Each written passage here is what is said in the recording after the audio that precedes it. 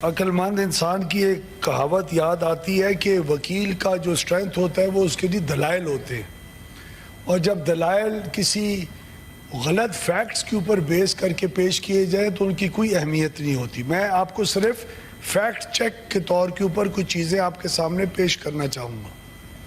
ایک تو آنریبل ممبر نے فرمایا کہ یہ لا بننے کے بعد board of the directors form ہوئے تھے، یہ غلط بات ہے۔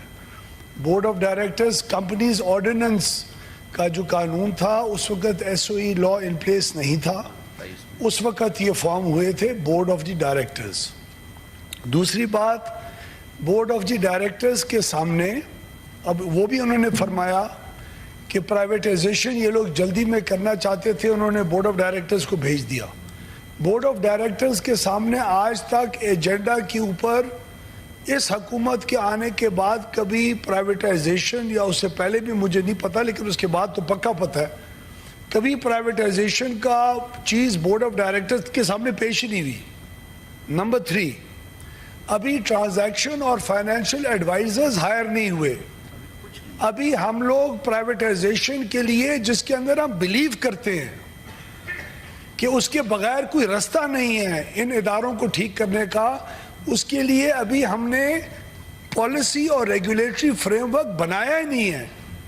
ابھی ہم اس کے بنانے کی پروسیس میں ہیں، تو فائنینشیل ایڈوائزرز کے بعد والا جو سٹیج ہوتا ہے وہ ابھی سے کس طرح ہم نے پورا کر لیا، جہاں ہم نے اس کی پراپرٹیز کو، لینڈ ایسٹ کو ویلیویشن کی بات شروع ہو گئی۔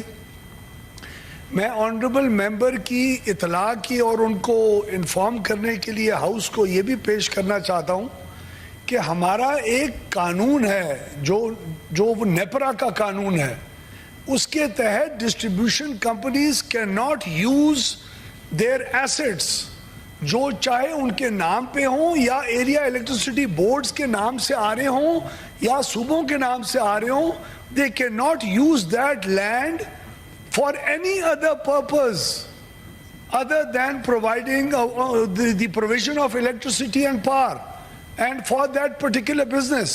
تو ان کا ریونیو اسٹریم اس کے علاوہ ہو ہی نہیں سکتا۔ How easy is it to just completely misstate the facts؟ اس کا فیکٹ چیک بہت ضروری تھا۔ میں آنریبل ممبر کو اشور کرتا ہوں کہ یہ کسی خاص ریزن کے لیے کہ ان کو ہمیں وہ جی پسند نہیں ہے ان کو نکال دو۔ There is a certain entire process that exists۔ جب ایس او ای لا اجازت دے گا، وہ پروسیس جو اس وقت ہے اس کی باقاعدہ ریزننگ ہوتی ہے، کس کمپنی کے 550 ارب روپے کے نقصان ہے، کس کا 100 کا ہے، کس کا 80 کا ہے، جس کے پروفٹ ہوں گے اس کے بورڈ آف ڈائریکٹرز کو چینج کرنے کی ضرورت کیا ہے۔